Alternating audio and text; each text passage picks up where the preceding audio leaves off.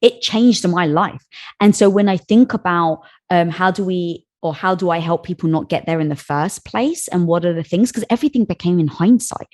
One of the things actually in just the healing process is going back to ownership. I was waiting for a doctor to fix me.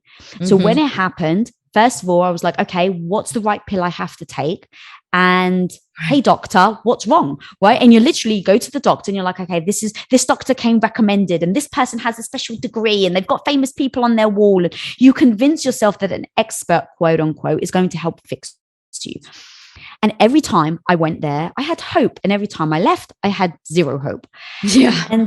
But it was the hope I was chasing really in hindsight, right? So I think I just kept going to the doctor being like, okay, well, this one's going to fix me. And eventually what I ended up realizing was I was actually giving my power away.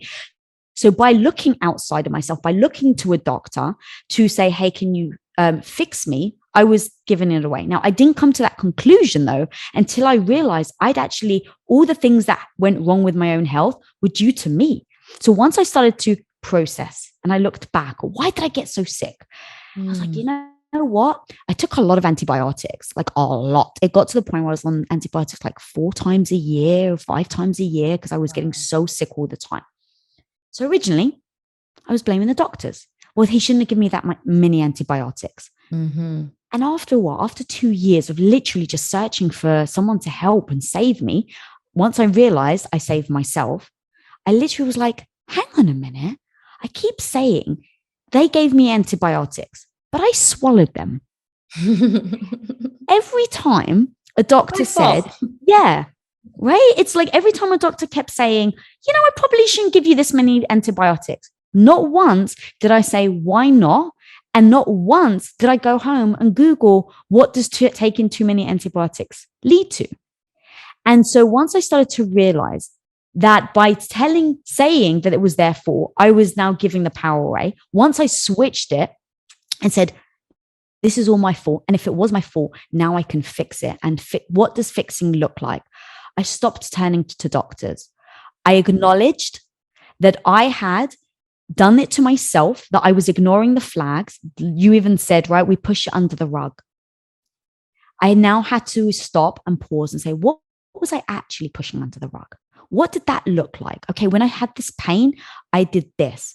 Okay, did that serve me? Right? Like when I was, on the floor holding my gut, I sucked it up and went to another 4 hours of a photo shoot. All right, well, did that serve me? Yes or no? No, that didn't serve me. Okay, so next time, Lisa, next time you fall on the floor, you're going to say, I'm taking the rest of the day off, right? Like coming up with rules that when this happens, because you've already been there, and you have control and you're the one that is going to heal yourself because it is all your fault, you have to come up with a game plan. And so with no judgment, I replayed all the red flags that happened. I started to say, when this flag happens, I'm going to do this. When I wake up tired, I'm going to do this. When I get a stomach cramp, I'm going to do this. And I took ownership. And that meant I got an Oura ring because I was waking up tired all the time. And I'm like, I'm sleeping like 9 hours. Why am I tired all the time? Right. So I wore an Oura ring. I wore a continuous glucose monitor. And I started to assess. I started to write down. I'd go to bed at 9 o'clock in the evening. I would wake up, according to my Oura ring, at 2 a.m. And according to my glucose monitor, I would actually crash at around 150. Oh, hypoglycemia. Is there a correlation between my blood sugars and how much I sleep? How was I feeling the next day? I felt exhausted. All right, what time did I eat dinner? Well, you ate dinner at 8 p.m. Okay, I went to bed at 9. What if I ate 2 hours in between? What if I ate 3 hours in between? What if I went keto? Like I literally tried everything and I wrote everything down. And then I went and said, when you say trust your gut, it's like how many of us ignore our gut? Oh, all of us many times. I mean, most of the time, yes. I mean, but ask anyone how many times your gut was wrong and they'll be like, it's never been wrong. Yeah. Right. Like, because the problem is that we don't want to hear it when it's bad. We don't want to hear it when it's like, don't do that. We don't want to hear it when it's like, you should probably get out of that relationship. We don't want to hear it when you shouldn't be treated like that. We don't want to hear it when you better try that. We just want to hear oh, look, there's a butterfly. Mm-hmm. Oh, you're doing great. This is a 11-11 sign. We don't want to hear the bad stuff. But because you have to face it, right? And look, facing it sometimes really freaking sucks. Mm-hmm. Like facing the hard truth. That's why I wrote the chapter, like open up the can of worms and embrace the ick. It's like sometimes open up the can of worms only leads to horrible worms. And you're like, I don't want to deal with worms. So let me just not open it, right? Like, and I equate it to the hard questions. What am I happy? Do I actually want to be in this relationship? Because to your point, what if the answer is no? And now, if you're married, what if you've got kids and your answer is, actually, I'm not happy in this relationship. Now you have to say, well, do I have to go to therapy? Do I have to tell them, do they want to go to therapy? What if we go to therapy and it doesn't work? What if I find out that they've cheated on me? Can I forgive them? Does that mean we have to get a divorce? Does that mean we have to sell the house? Who gets the kids? What happens at Christmas? Right? Like, what if it's my fault? What if it's my part? Yes. Right. What if I can't find anyone after that? Because now they've actually seen the truth, right? There's so many things that come with it that I get why it ends up where we don't want to even ask the freaking question in the first place, because it becomes easier. Now, I don't know about you, but not once. I've had so many therapists on my show. Not one relationship therapist has ever said that someone comes in and was like, I didn't even realize this was over until today. Most of the time, they come in and they're like, I knew this marriage was over 5 years ago. Yeah. How often? But we try. And it's like, it's actually a beautiful thing about us as humans. We try to make something work. And it's like, but only if. It's the same with the health. It's like, oh, well, this will be fine in a week. No, you'll be fine. To actually ask myself, what would life look like, Lisa, if you had gut issues for the rest of your life, is too much of a big, audacious question to ask. I can't even comprehend what my life would look like. Now, remember, I said at the beginning, girl, I started this. I'm 6 years in. I thought it was going to be a week. Oh God, I hear you. My stuff started with, oh, it's your thyroid. And I'm like, oh, great. I'll just take this pill and everything will be perfect. And that was a year ago. And that's like trivial compared to the point that I'm at now. And so what happened then when you start writing everything down, you're tracking everything, you talked about opening up that can of worms. Like, yeah. Did you have to face something that you didn't want to face? So I had ready to yet? It wasn't that I wasn't ready to, but it was what I kind of known all along. So it was like, I hadn't had a period in so many years. And so I was like, guys, this doesn't quite match. Like I would go and I'm like, does my hormones got anything to do with my gut? And they're like, no, of course it doesn't. But now this was 6 years ago. We've learned so much since then as well. Yeah. You can imagine. Like I'm going, but guys, it seems weird. I haven't had a period. Like surely.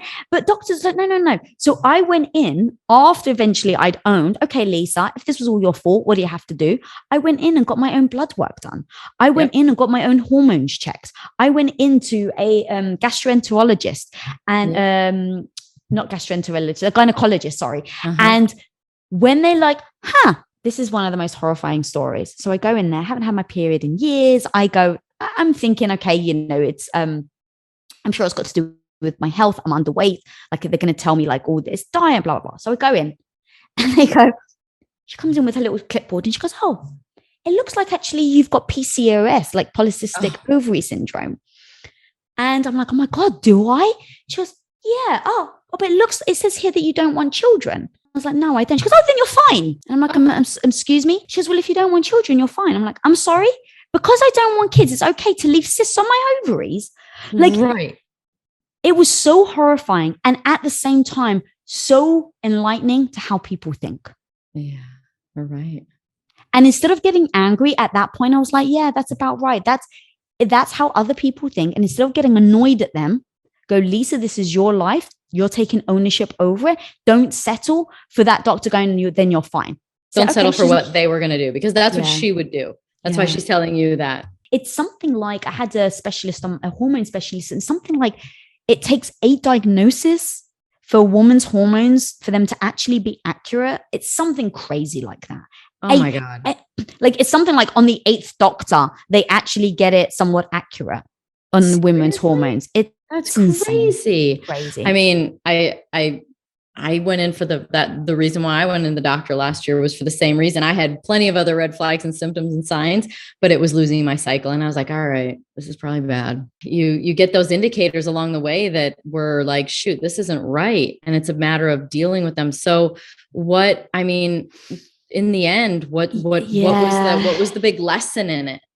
The lesson was that it's an evolution, and every step was a focus of how do I get progressively better versus how do I get completely well. And even when I think about business and I think about everything I do, that really is the goal. Like what am I trying to build? What is that skill set that I can incrementally get better every day? To your point earlier about you being your own competition, right? It's like, okay, what number, how fast was I yesterday and how fast can I be today? As well as having that big audacious dream of like, I'm going to get the World Cup or whatever the cup is. And so that's kind of, I have the big audacious dream of one day, Lisa, you will be perfect. But today, instead of being like putting so much weight and pressure over, oh my God, I can't believe I'm not there yet. It's like, what's that thing I'm going to do today? So it was things like, it takes 3 hours for your body to completely digest your food. So for an entire year, you think I'm joking, but to the minute, for the entire year, I didn't go to bed once with less than 3 hours from eating and going to bed. So if Tom and infinitely overnight, girl, when I'm telling you, take your last swallow. Yeah. So it would be from the last swallow, I would take ownership. I would look at the time and go, oh crap, it's 7 p.m. I now have to stay up till 10 p.m. Now look, I'm very strict on myself. I go to bed at 9 p.m. So if my food got off, I would still stick to the fact that I cannot go to bed with a full stomach. I must go to bed with an empty stomach. So it was go to bed with an empty stomach for 3 hours. Then start trying foods. I don't care what the doctors say. I don't care what studies say. I don't care what all the specialists say. Start eating food and take a journal of how you feel, Lisa. And what I realized was that raw food was wrecking my gut. If I ate fatty beef, I felt like I was on cloud 9.